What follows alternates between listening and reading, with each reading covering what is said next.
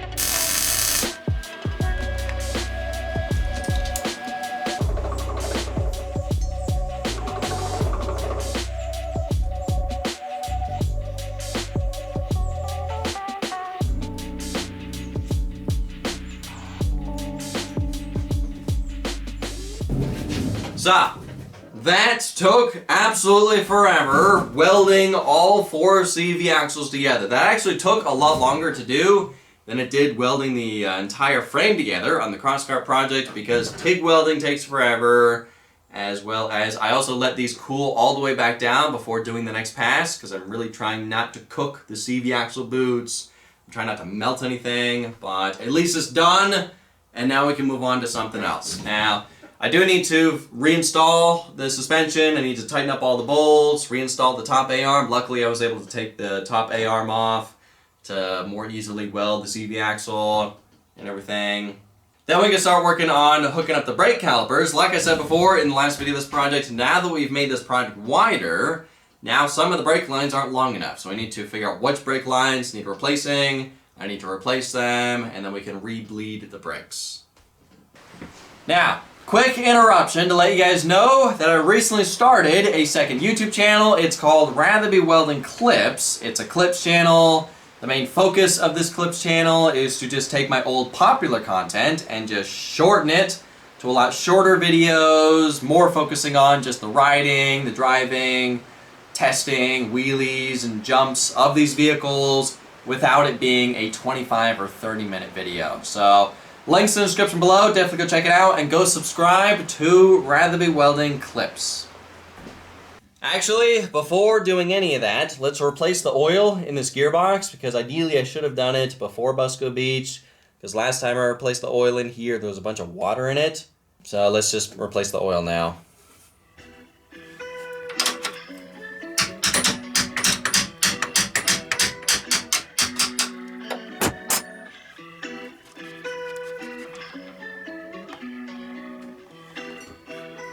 Well, it doesn't look as bad as before, but it's still not great.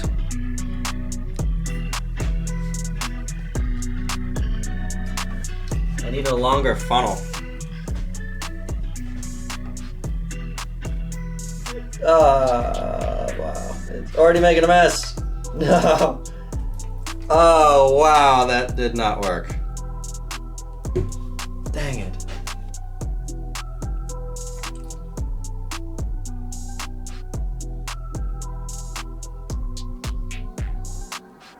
Dang it. Man, this is making a mess.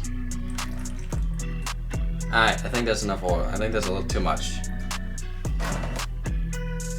Holy crap, did that make a mess. Sheesh. No more buying these 1 gallon bottles. That was ridiculous.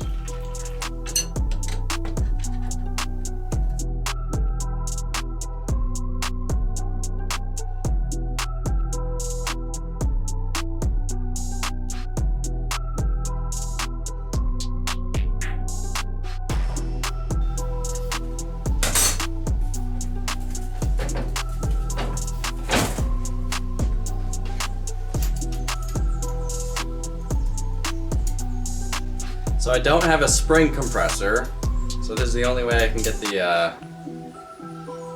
thing back on.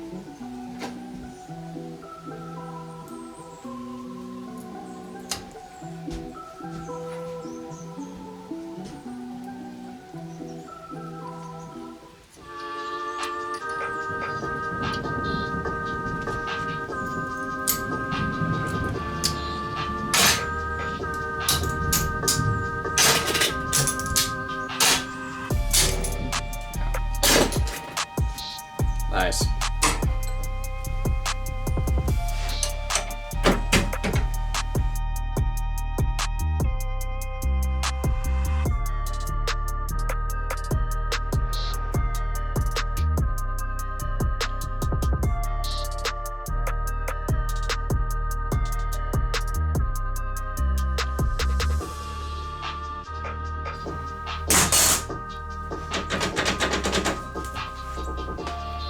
So the original brake line on this side is actually the correct size. It was a little bit long to begin with the original setup, so now it's perfect.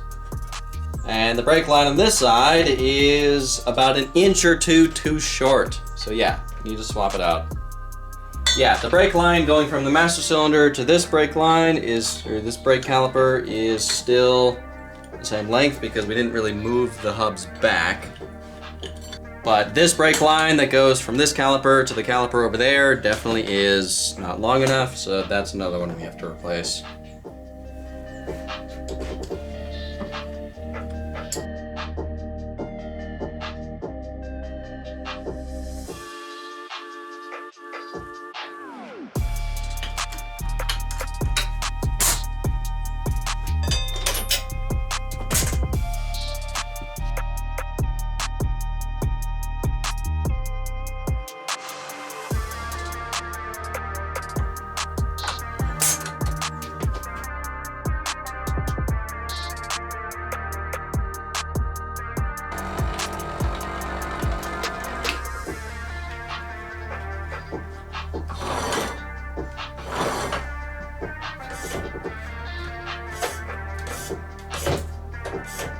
Alright, so after about an hour of bleeding brakes, they're now working perfectly.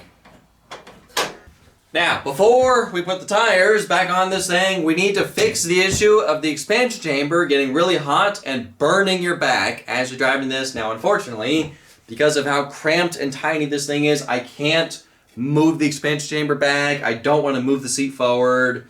So there's not really much I can do about the expansion chamber touching the back of the seat, but I can wrap it in exhaust header wrap and hope that that solves the issue. Now, I know a couple videos ago I said when I put this aluminum plate on the back of the seat, which by the way did not really do anything, I know I said like, oh, expansion chambers don't get that hot, it should be fine. I don't know why I said that. Sure enough, expansion chambers get really hot and really burns your back as you're driving this for a long period of time, making it to where you kind of have to sit up in the seat to where it's not burning your back. Now, hopefully, this will solve the issue, or at the very least, make it to where it's not as bad.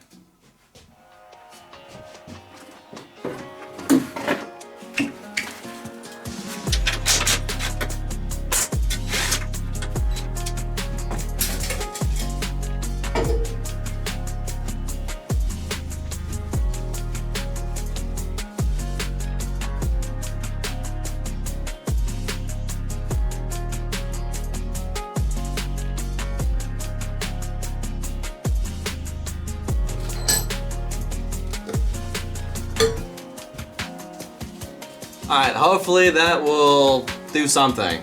I don't know. It's a little bit loose on this side, but not really much I can do about that.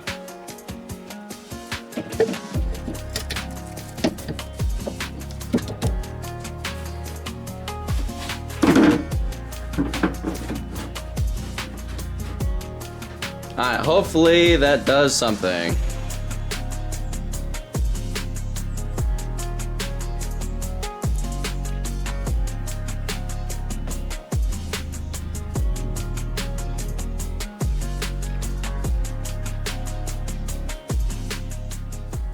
So, the expansion chamber is wrapped. Hopefully that works. The brakes are finally done. The suspension's done. All the bolts are tight on the suspension. I double checked everything. So now we can finally put the tires back on this thing and finally see what this thing looks like with the new suspension.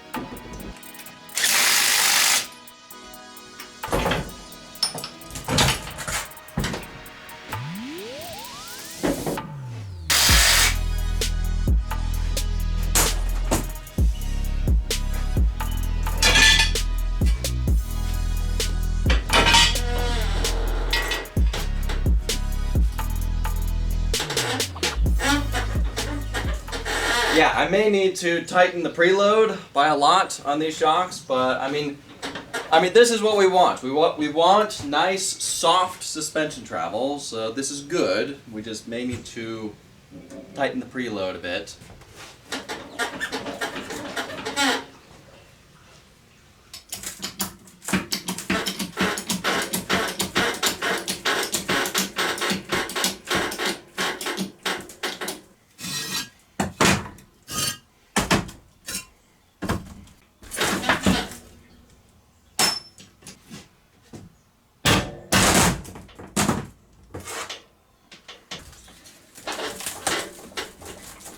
So the rear is a bit stiff, but I did tighten the preload a little bit on these, so I could back that off a bit. So I tightened up the preload by about half on the front suspension, and now I think it is perfect. Now I'm curious how much the suspension sags when I'm standing in where I'm going to be sitting.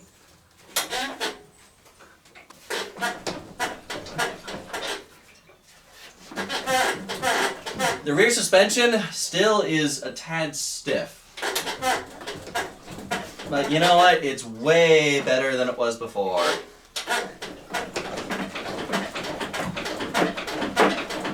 Nice.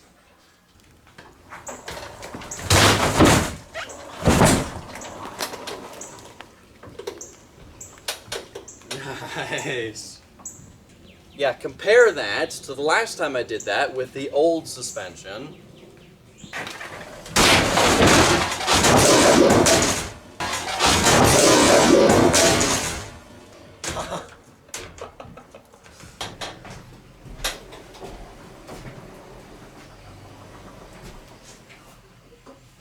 So, check it out.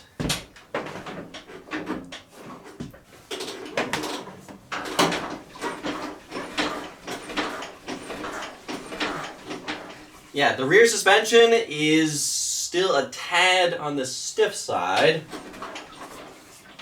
but I think with how much weight we have back here, maybe that's a good thing. I think for the preload on the front, I may need to back it off just a tiny little bit, because I want it to sag more like right there. He keeps wanting to go to the very top of the travel. But, I mean, it does sag when I sit in it, so actually maybe it's perfect right where it is, so.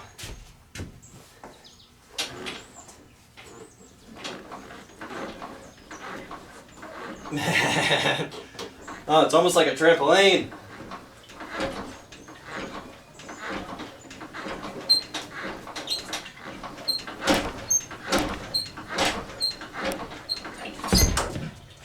Nice. Yeah, that is perfect.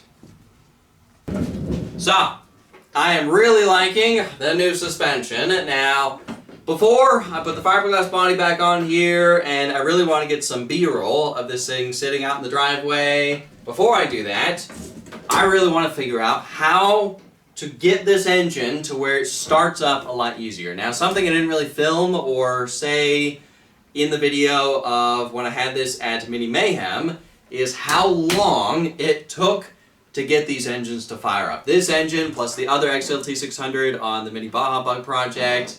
That one on the Baja Bug seems to be even harder to start but these things are an absolute nightmare to start, especially with no electric start. The pull cord, pull start is not easy, and it takes somewhere. This one seems to take about 3 to 5, sometimes even 10 minutes of turning it over to get it to finally fire up. The Baja Bug can sometimes take 25 minutes to finally get it to fire up. So I need to figure out a way to get it to where these engines to fire up a little bit easier. Now, something I was remembering is years and years ago, back with a very old project, I was remembering how that engine had a really hard time to start and it always needed starter fluid. So what I did is I zip tied a starting fluid can to the frame and then just routed the straw directly into the carburetor. So therefore I just hit the starter fluid for a second and it started right up after that. And so I was thinking, could I do the same with this, with starter fluid? But starter fluid's not really good for 2-strokes. Then I thought of, will 2-stroke weed whackers have a primer bulb that primes the engine? Does this need a primer bulb? Because I think it's a fuel issue, because when this has been sitting for any amount of time and you pull on the pull starter for 5-10 minutes, and it won't fire up. If you pull the spark plug out, the spark plug is always bone dry, so that has to be a fuel issue. So I wonder if I put a primer bulb or 3 primer bulbs, one hooked up to each carburetor, that primes the engine, could that solve this issue of these engines not wanting to fire up? So I went over to Ace Hardware, I bought 3 primer bulbs, and I'm going to temporarily hook them up somehow to the carburetors. And if it works, awesome, we finally figured it out. I'll figure out a way to permanently install it in the frame and somehow plumb it up to the gas tank. If it doesn't work, then I got to figure out some other way to get these engines to fire up a lot easier, because these are an absolute nightmare to start. So, I found these at Ace Hardware, and they come with a primer bulb. They come with spare primer bulbs, but they come with this. This is the actual part that I need, because this has a spot where fuel line goes in and fuel line comes out. I don't know, is it going to show it? Not really. So now I just need to figure out how to plumb this into the carburetors, and then another line that goes out. I'm just going to put that in like a little small container of gas, just temporarily, just to try it out. So, these carburetors have this tiny little port right here behind the main fuel intake that normally just has a rubber plug on the end of it, and this is basically just a direct hole directly into the side of the carburetor. I did verify that it does go into the carburetor, and I think this is the perfect spot to put the fuel line for the primer bulbs to be able to prime the engine.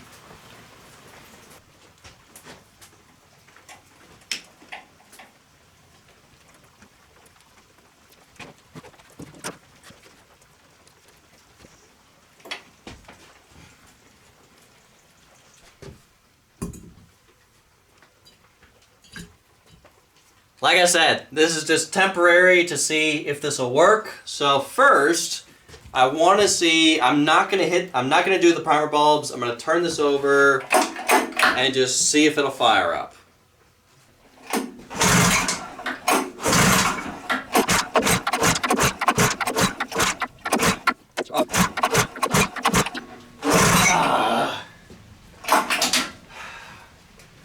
Let me throw some fresh spark plugs in.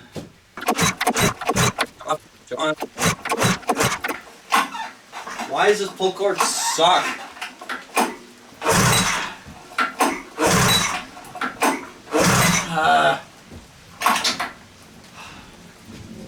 Alright, so it is the next day. I could not get this thing to fire up last night. Now, I know that some of you guys are getting pretty tired of watching me try to start these engines, so I'm not going to go into too much detail or show too much of trying to start this, but yeah, I'm trying to figure out how to get these things to start more easily.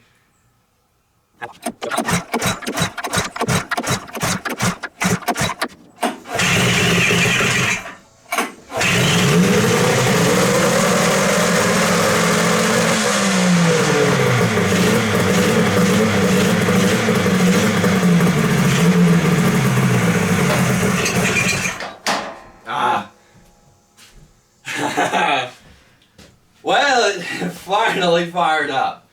So, I finally got the engine to fire up. Now the question is, did these help? Now honestly I'm not really sure. They seem to help with getting fuel into the engine, but even with that, it was not firing up because I kept pulling on the pull cord, it would not fire up. I pulled the spark plugs out and they were wet with fuel and it's not firing up. So what I did was I hit the throttle a little bit and then took a vice grip and vice gripped the throttle cable, so therefore holds the throttle open a little bit, and that seemed to finally do the trick with getting the engine to fire up. So I almost wonder if it's a combination of these getting fuel to the engine, and I need some way to throttle the engine back here as I pull the pull cord, because I cannot be over there hitting the throttle or sitting in it, hitting the throttle and pulling this pull cord.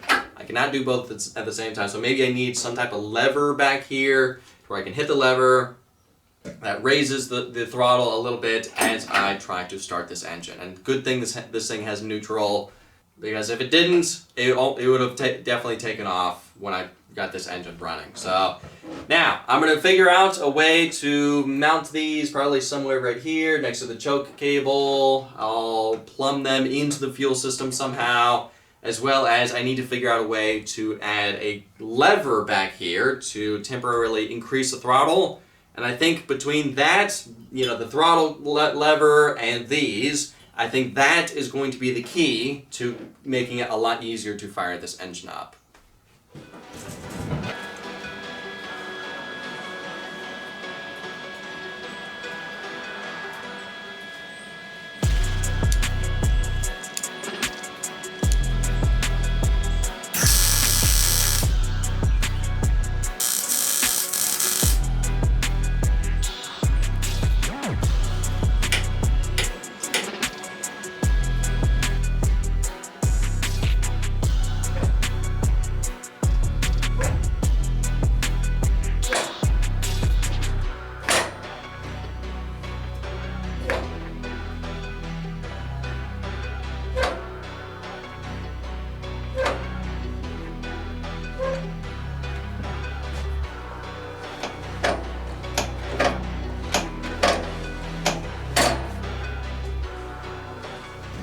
So, this looks a bit complicated, but I had to figure out a way to be able to, because this cable pulls, but I have to push the throttle pedal, but I also had to make it to where it doesn't interfere with the normal function of the throttle pedal. So basically, this cable pulls this, which pulls this linkage.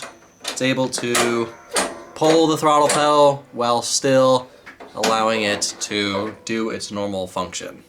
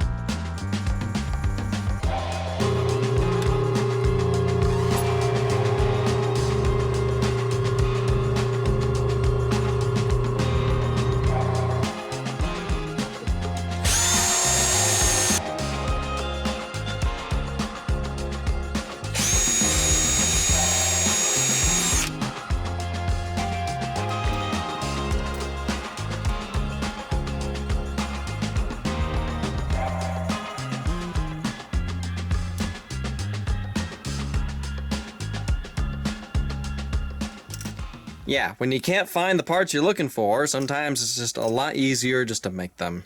I'm sure these exist somewhere online, but I could not find them, so I just quickly made them.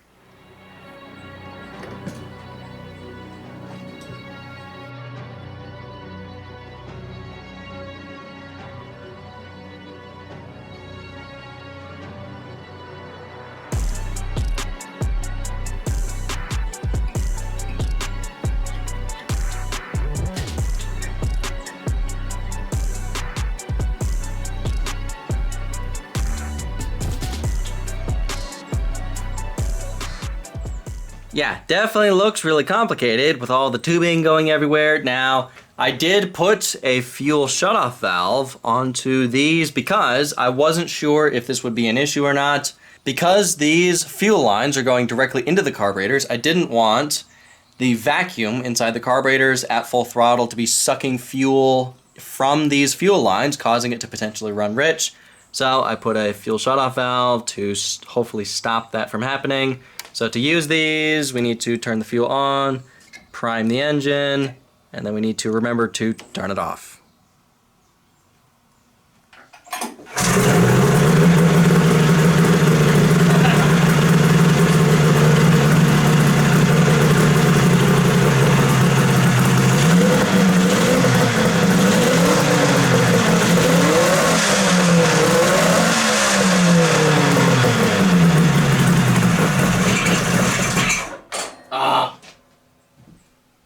So the problem is when it's cold, the idle is a little bit too low, but once it finally warms up, then the idle is fine. So you kind of just need to keep on the throttle as it's warming up.